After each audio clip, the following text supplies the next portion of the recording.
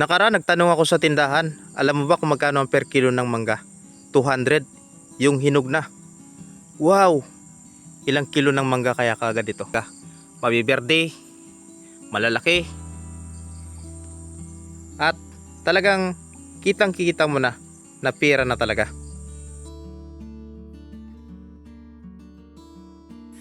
Kaparmer, sa video na tayo ipapakita ko sa inyo yung 80 days na bunga ng mangga dito sa puno na galing sa buto at sa mangga naman na galing sa grafted na mangga. Ngayon, una ko muna ipakita sa inyo yung bunga ng mangga na galing sa puno. Ito yung punong mangga, dalawa siya, yung isa tumba, yung isa naman yung malaki, nakatayo. Yan. So ngayon ay pang 80 days na at ganito na kalaki yung bunga niya. Mayroong tayo makikita na katamtaman yung laki. Mayroon din tayo makikita na medyo malaki. Yan, katulad noon. Ngayon dito mayroon tayong roller. Ang gagawin natin sa video na to ay kukumpara natin yung bunga nitong nasa puno o galing sa buto at yung grafted na mangga. Halimbawa dito, yan, pili tayo dito ng isa at susukatin natin by centimeter. So ang haba niya ay nasa 10 centimeter at yung lapad niya ay nasa 6 centimeter. Pipili pa tayo dito ng malaki-laki konti. Yan. Ito medyo malaki. Unahin natin yung haba.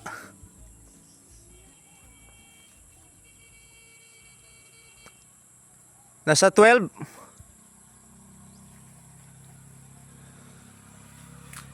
At yung laki naman ay nasa 8. 12, 8. So yan ang pinakamalaki ka-farmer, 12.8. Iba-iba yung laki niya, may malaki at saka may maliit. Ngayon makikita natin dito sa punong mangga na to na talagang yung galing sa buto ay talagang napakaraming bunga. Simula sa taas papunta sa ibaba. Mapapansin natin, di ba? Yan. Tapos dito pwede mong abutin, maabot mo lang yung bunga niya hanggang dito. Pero maliban dyan, dito sa pinaka loob, pag titingin tayo, yan, marami pang bunga sa loob.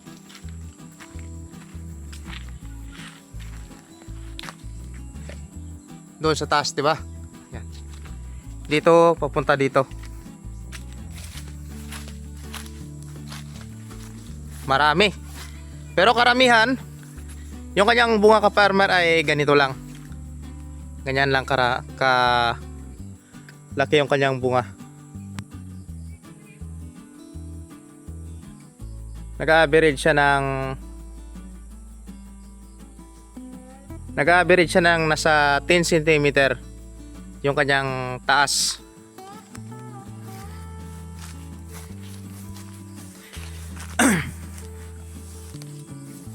Oh, dito na abot na sa sa baba. Ito ka-farmer yung bunga ng galing sa buto na mangga. Ngayon sa kadami. At talagang halos paikot ng mangga ay puro may bunga.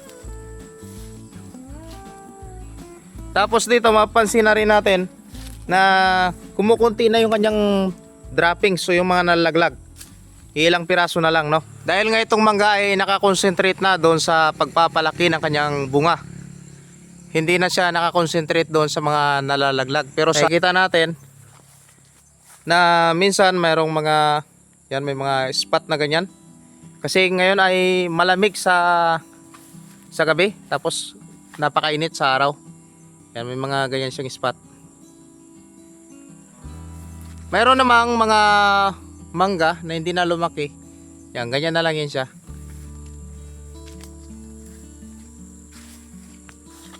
O ayan ka-farmer, nakita nyo na yung bunga ng mangga na galing mismo sa buto. Ngayon, pasyal naman tayo doon sa bunga ng grafted na mangga. O, kita nyo yan, yung bunga nya. Kapag pinagkumpara natin ka-farmer yung bunga ng grafted doon sa bunga ng buto, mapapansin ka agad natin na base dito sa pag-spray, pareho lang naman itong silang na-sprayan. Yung bunga ng grafted ay medyo mas maliit ng konti, mas kakaunti kung ikukumpara natin sa dami ng bunga ng nasa buto. Kaya ngayon titingnan natin kung dahil mas kukonti ito kumpara doon sa buto, galing sa buto, titingnan natin yung kanyang bunga kung mayroon nga bang pagkakaiba. Yan, ito na yung bunga ng grafted. Ang kagandahan sa grafted ay maliit lang siya, hindi siya gaanong kalakihan. At pares din ng buto na maabot mo lang yung bunga. Pero siyempre yung sa buto, mas marami yung hindi maabot. Unlike dito, aakyat ka rin pero maikli lang yung mga sanga. Ngayon, ito mayroon tayong napapansin dito, mayroong malaki, may maliit. Yan. Ang napapansin ko ditong hugis ng grafted ay mahaba. Kaya ngayon pumili tayo ng medyo mas mababa ng konti para sukatin natin. Ayan, pipili tayo dito yung usual na size lang. Tapos pipili tayo ng mas malaki. Ito yung usual size nya. Gamit yung roller ay sukatin natin.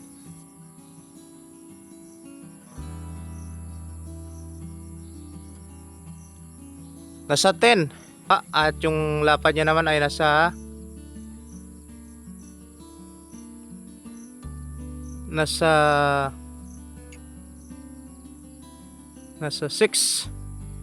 cm, 10 cm, 6 cm. Yan yung katamtaman na laki. Ngayon ka-farmer, susukat naman tayo ng mas malaki. Dito tayo sa isang grafted na puno. Yan, pili tayo dito ng malaki-laki konti. Ito or ito. Yan, hapon na kasi kaya medyo masilaw.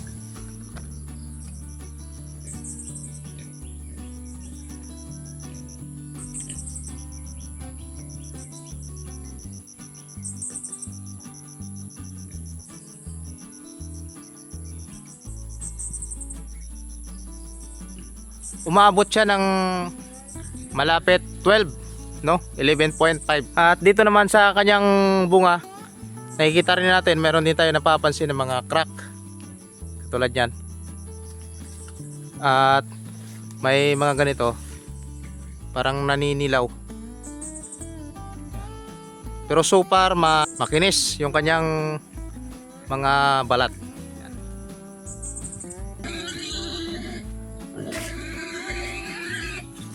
Ito.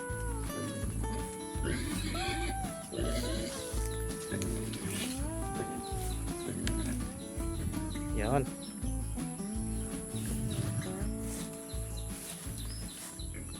Meron din ako napansin dito na ganito yung bunga niya. Parang dumadagta. Kapag ganito ka farmers, yung bunga ng mangga, ayos na ayos yan. Kapag ganito yung bunga niya ay pahaba, ayos na ayos yan. Pero kapag maliit pa at nakita nyo, napansin nyo na ganito na kagad yung bunga niya, yan ay tinatawag na deform. Hindi na po lalaki talaga yan, ganyan na po talaga yan. At katagalan matatanggal din lang yan, ma-fruit drop, malalaglag. Isa sa palatandaan kapag nakita nyo yung kanyang puwet ay gumanyan, parang malalim, wala na yan. Katagalan mabibiyak yan, katulad yan. Tapos meron din ako nakita dito, yan yung parang nagdidikitan silang dalawa tapos magkakaroon ng uod sa gitna, masisira din yan. Isa pa ito, yung nabibiyak tapos naninilaw. Yan. Mayroong mga ini-spray dyan para maiwasan yan at upang hindi lumala.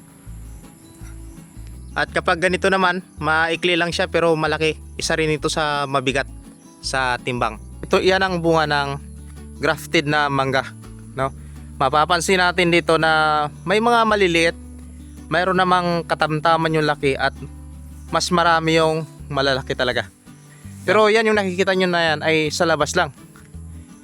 Dito sa loob, ka-farmers, ay mayroon din siyang bunga. Yan. Yan, di ba? Yan. Kahit sa loob yan sila. Labas at loob yung bunga. Yung nakikita nyo sa labas yan sa dulo ng mga dahon. At ito nakikita nyo sa loob yung mga bunga niya na hindi makita sa labas kasi. So sa palagay nyo, ka-farmers, saan yung mas gusto ninyo? Yung isang malaking puno na isang puno lang o dalawang puno lang pero napakaraming bunga, or itong mga grafted na maliliit lang pero kapag bumunga naman halos hindi naman ganong karamihan pero malaki yung bunga? Saan yung mas gusto ninyo? Anyway, ito mga 110, mas maunang maiha-harvest yung mas maunang lumaki itong mga grafted kumpara doon sa puno, no? Nauna siya ng konti. Yung 1 kilo siguro dito, nako, ilang piraso lang siguro 1 kilo? Tatlong piraso, 1 kilo na. Yan. Nakaraan nagtanong ako sa tindahan, alam mo ba kung magkano ang per kilo ng mangga? 200, yung hinog na. Wow! Ilang kilo ng mangga kaya kagad ito? Isang sangang maliit pa lang yan. Tapos yung per kilo ng palay, 17, hindi pa masunod. Ibig sabihin yan, kung may 1 hektarya ka ng palayan, tapos may isa kang puno ng mangga na napakalaki, pwede na bang ikumpara kapag namunga yung mangga ng marami at kapag nakapag-harvest ka ng palay? At hanggang dyan lang mga ka-farmers ang video ko ngayong araw. Maraming salamat sa inyong panunod. Ito ay bahagi ng series ng pag-document natin sa pagkakaiba ng kapag bumunga yung grafted na mangga at yung mangga na galing sa buto. Gusto nating ikumpara kung mayroon nga ba silang pagkakaiba o kung wala naman. At ngayon napapansin na natin ang isa sa kanilang pagkakaiba, kapag buto at inisprayan mo, mas marami yung kanyang bunga kumpara dito sa grafted. Pero abangan nyo, ka-farmers, sa mga susunod na video natin, ha. I-document natin from every week para makikita nyo yung pagbabago. At ganun din hanggang harvesting, ikukumpara natin yung dami ng na-harvest. Sana ay magawa natin ng video yung dami ng na-harvest nito at yung dami ng na-harvest sa puno. Kung ilang piraso yung isang ganito at ilang piraso yung bunga ng 1 kilo mula sa grafted at ilang piraso naman doon mula sa buto. Ikaw, ka-farmer, mayroon ka bang personal experience? Mayroon ka bang manggahan sa inyong lugar at gusto mo bang isprayan? Isang napakagandang investment ito, isang napakagandang pagkakitaan upang makapagtulong sa ating hanap buhay. So hanggang dyan lang, maraming salamat and isang mapagpalang bunga ng mangga sa ating lahat. Happy farming! Wow, maliwanag na pira na to.